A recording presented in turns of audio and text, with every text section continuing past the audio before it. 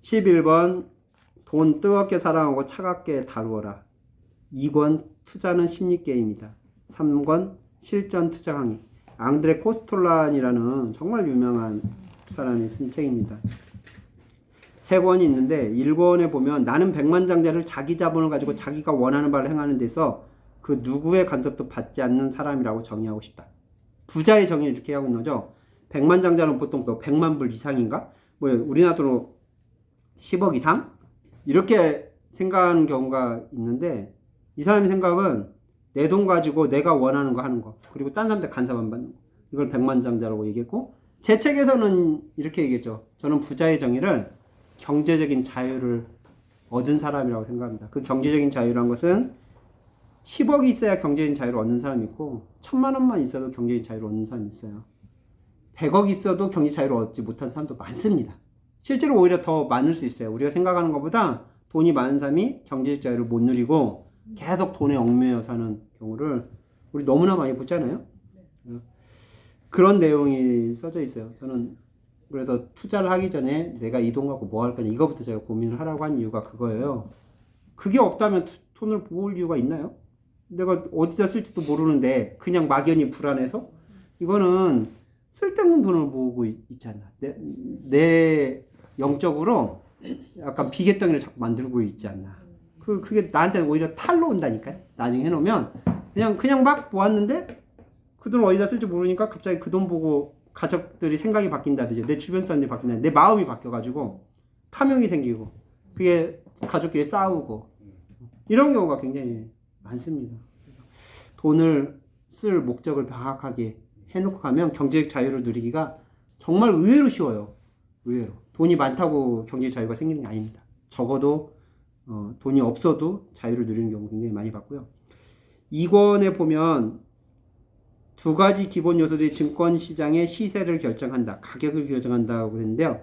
첫째가 통화량과 신주 발행. 둘째가 심리적인 요소. 즉 미래에 대한 예측. 통화량과 신주의 발행. 이게 무슨 말이냐면 사람들이 돈을 얼마나 갖고 있는 거예요. 그러니까 제가 사람을 많이 보라고 하는 게 대중이 지금 수요자가 맞느냐 공급자가 맞느냐 이걸 제가 보라고 했잖아요. 그 사람들이 다 가격을 결정한다고. 거기 안에 두 가지가 있는 겁니다. 사람이 많아도 돈이 없으면 사람은 필요가 없어요. 돈이 갖고 있는 사람이 얼마나 이걸 봐야 되는 거예요. 돈을 갖고 있는. 그게 통화량입니다. 그래서 돈이 지금 예금에 있는지 부동산에 있는지 또 돈을 투자한 사람들이 어떤 돈을 가지고 이 주식에 돈을 하는지 이런 것들을 잘 볼 수 있다면 훨씬 더 정확한 판단을 하기가 좋아요. 그래서 통화량의 흐름 이거 굉장히 중요한 지표이긴 합니다. 그런데 이해하기까지는 시간이 좀 많이 걸리죠. 통화량이 이만큼이다 그러면 이게 어느 정도 주가에 영향을 미치는지 이게 감이 잘 안 오거든요. 그래서 돈의 흐름에 대해서 전문가들을 좀 알고 있으면 참 좋을 것 같아요. 돈의 흐름이 어느 정도 되는지.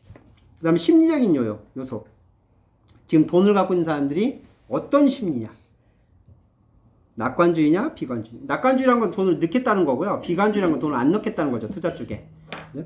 아마 그래서 저는 증권회사에 전화하면 이 질문은 꼭 해봐요. 증권회사 그 직원한테 요즘 객장에 사람들 많이 와? 안 와?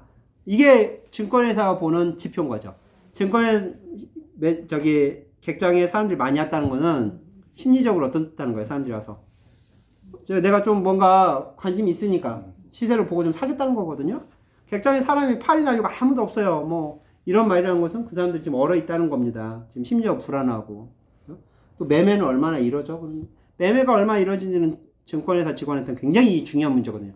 매매가 많이 있어야 자기 수수료가 생기는데 그래서 그 지표는 확실히 알고 있어요. 매매가 많이 일어난다는 것은 사람들이 상대적으로 지금 낙관주의다. 매매가 얼어붙었다는 건 비관주의다. 그럼 돈을 갖고 있는 사람이 어디 있을까? 매매가 안 이루어져도요. 이 해지해가지고 매매가 안 이루어지는 경우가 있고요. 해지를 안 하고 묶여가지고 매매가 안 이루어지고 상황이 조금 달라요.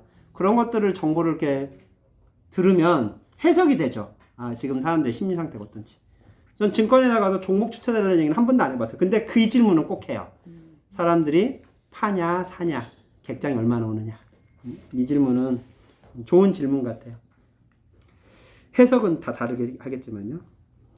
3권 주가는 기대하는 것처럼 진행되지 않는다. 증권시장은 변덕스럽고 예측이 불가능하다. 이 앙드레 코스톨라니 같은 이 대가도, 투자의 대가도 불가능하다고 하네요. 수많은 사건이 생겼다가 사라진다. 어떤 사건이 일어날지 예측하는 것만으로는 안 된다. 대중이 어떻게 반응할지 알아봐야 된다. 대중이 어떻게 반응할지 알아봐야 된다. 이게 정말 중요한 의미가 있습니다. 그러니까 투자는 앞으로를 예측하는 것이 중요한 게 아니에요. 이 회사가 실적이 좋다? 실적이 좋다고 해서 주가가 움직이는 게 아닙니다. 실적이 좋은 거에서 대중들이 반응을 해야 돼요. 그래서 실적이 기대치만큼 나오잖아요. 주가가 움직이잖아요. 왜냐하면 사람들은 내 기대대로 됐나 그러면 내 말이 맞잖아. 이걸로 끝나요. 사람들은 언제 반응을 하기 시작하냐면 나는 이익이 여기가 1,000억이 날 줄 알았는데 2,000억이 나면 반응이 나는 거야. 오, 뭐야, 내 기대보다 훨씬 더 많이 나왔네. 여기에 흥분되지 않아요, 사람들이? 네. 또 이익이 아무리 많이 나도요, 낙담하는 경우가 생겨요. 나는 1조 정도 이익이 날 줄 알았는데 9,000억 생기잖아요. 뭐야, 1,000억이나 미달돼서 여기에 낙담을 해요. 그러니까 절대적인 금액이 적고 많음의 문제가 아니라 내 기대치하고 다른 거에 대해서 민감을 하는 거예요. 그러니까 어떻게 보면 그 신문에서도 기자들이 이런 걸 많이 얘기해요. 증권 전문가들이 기대치보다 적었냐 많았냐. 사람들이 어떤 반응을 보이는지를 좀 잘 보시면 좋을 것 같아요. 그래서 정보 가지고 투자하면 망한다고 하는 겁니다. 정보는 사실이지 이 반응이 아니거든요. 그 정보에 대해서 사람들이 어떻게 반응하는지를 꼭 봐야 돼요.